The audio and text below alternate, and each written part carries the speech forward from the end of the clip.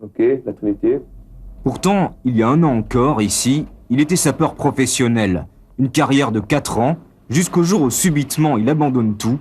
Sylvain quitte la Corse, sans laisser d'adresse. J'ai quitté mon boulot de pompier, c'est sûr que les gens de ma famille, mes parents, d'autres personnes, il est certain que là...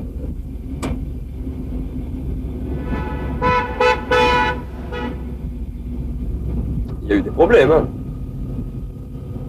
Ils n'ont pas compris, hein. J'étais payé, bon, plus que bien. Pour eux, c'était le passage en or, mais bon, ils n'arrivaient pas à comprendre que moi, c'était pas la tranquillité que je cherchais. Automatiquement, à 24 ans, ce que je voulais, c'est être utile, bouger, faire quelque chose, hein. Si c'est pour me marier, mettre une paire de pantoufles, acheter un magnétoscope et rester du soir au matin chez moi, faire mon travail, attendre la retraite, même si les choses ne fonctionnent pas, j'ai pas envie d'être une marionnette, hein.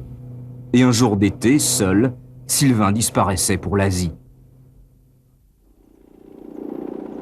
Direction la Birmanie, le pays Karen, la frontière thaïlandaise, 20 heures de piste de pirogue dans une jungle profonde. C'est la saison des pluies.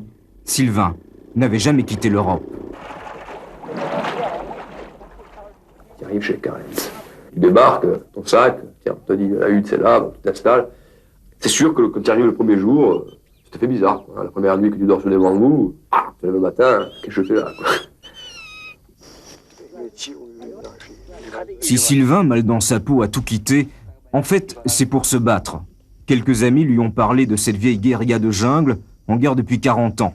On lui a dit qu'elle recherchait des instructeurs, qu'il serait accueilli les bras ouverts, comme une douzaine d'autres jeunes Français avant lui. Sylvain a été fusilier marin. Il a toujours rêvé d'un premier commandement. En France, il n'avait pas été jugé apte.